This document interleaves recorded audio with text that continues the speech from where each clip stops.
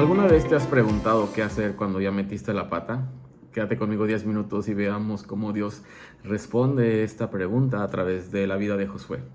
Y si ya tienes tu Biblia a la mano, por favor ayúdame a buscar allí en Josué. Y el día de hoy vamos a leer del versículo 16 al 27.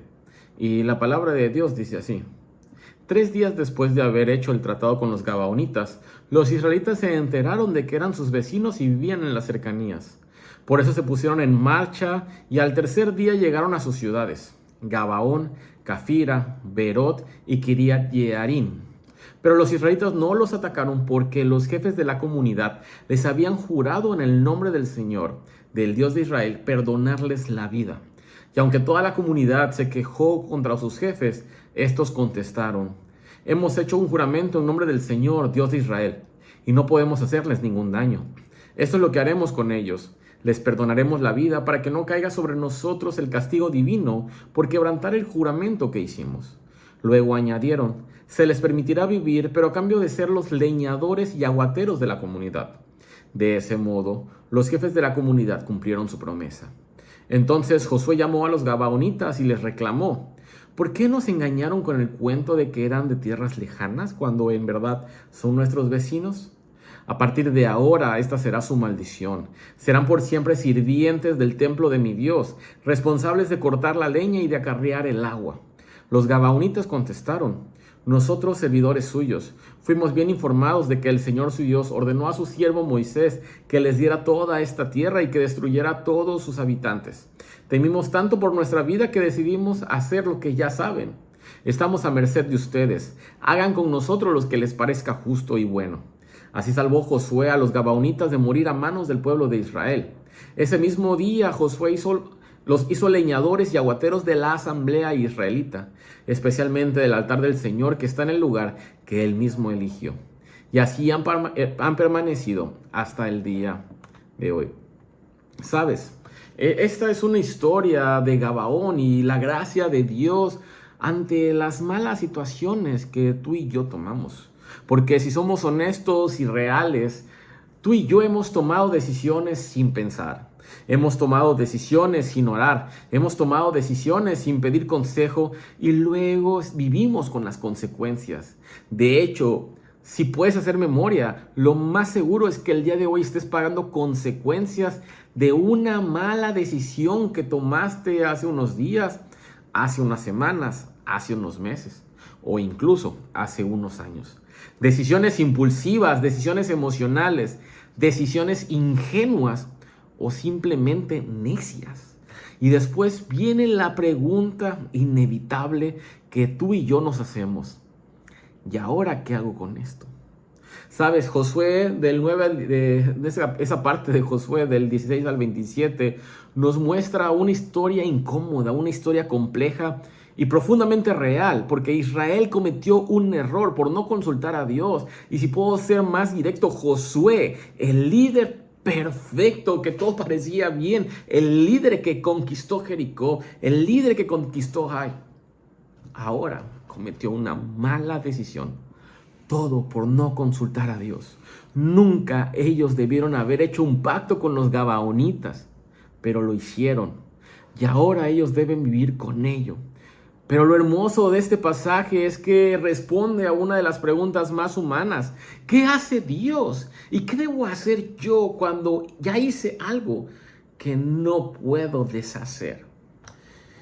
Y el primer punto que te quiero dar el día de hoy es que aunque fallaste, Dios te llama a actuar y a responder con integridad. En Josué del 9, del 16 al 20, vemos que 3 días después del pacto, Israel descubre la verdad. Los Gabaonitas eran sus vecinos, no eran viajeros lejanos. Israel fue engañado, pero fue engañado porque no consultó al Señor, y lo dice explícitamente el versículo 14. Y aquí está la parte difícil. Josué ya había dado su palabra, Josué ya había jurado en el nombre del Señor. Y aunque su decisión fue tremendamente equivocada, romper el pacto habría sido aún peor. Por eso los jefes dicen en el versículo 19, no podemos tocarlos porque hicimos un juramento en el nombre del Señor. Y este es el mensaje de esta parte del texto.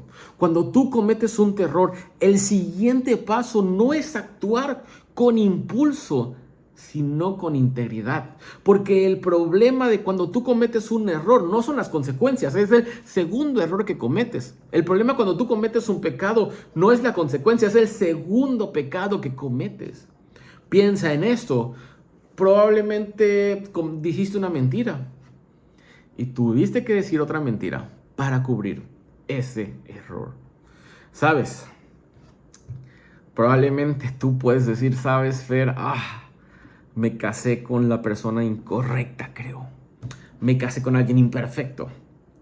Ahora, la idea es que debes aprender a amarlo. Debes aprender a amarla, a servirlo, a servirla, a honrar el pacto que tú hiciste en tu matrimonio.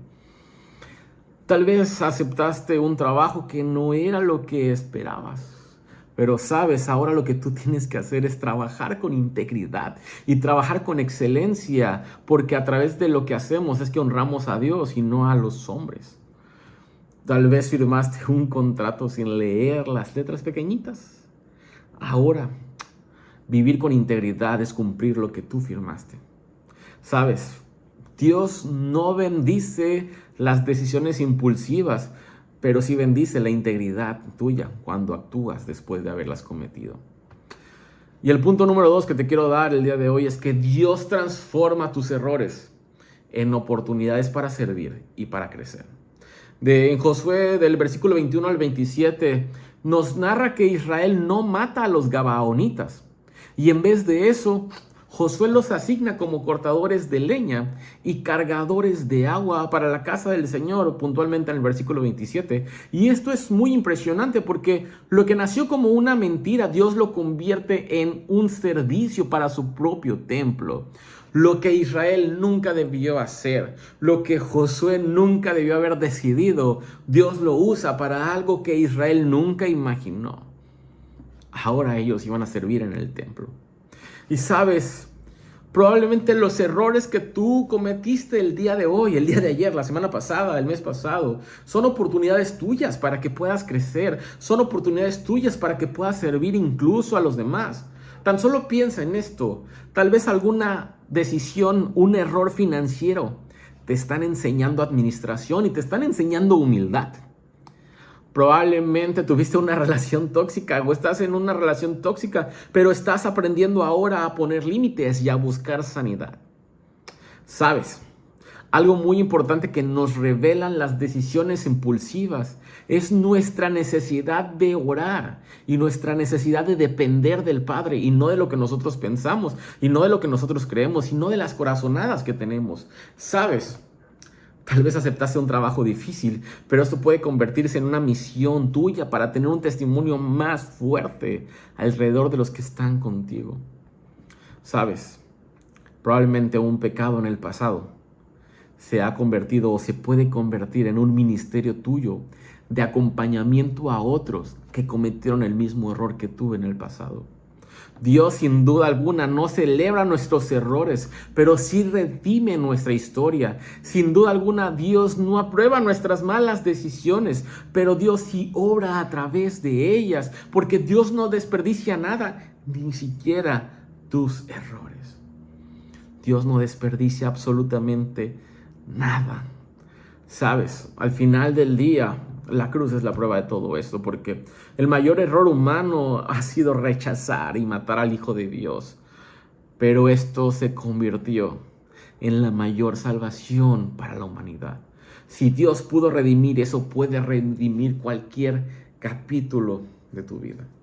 Y concluyo con esto, ¿sabes? Josué 9, 16 al 27 no es una historia sobre un líder o una persona engañada, una persona que cometió unas malas decisiones. Es una historia que tiene que ver con nosotros, porque al final del día tú y yo hemos tomado decisiones sin consultar a Dios.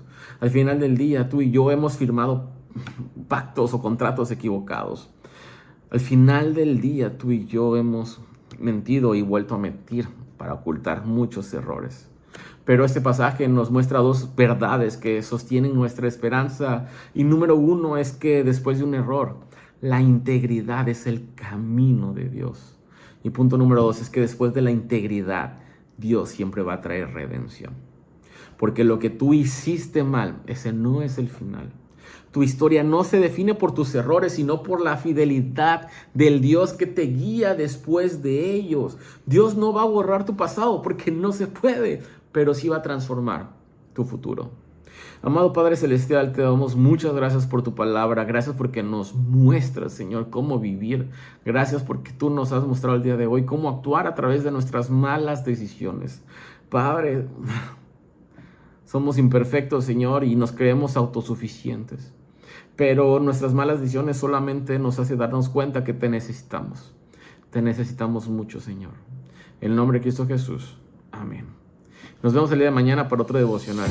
Que tengas un buen día.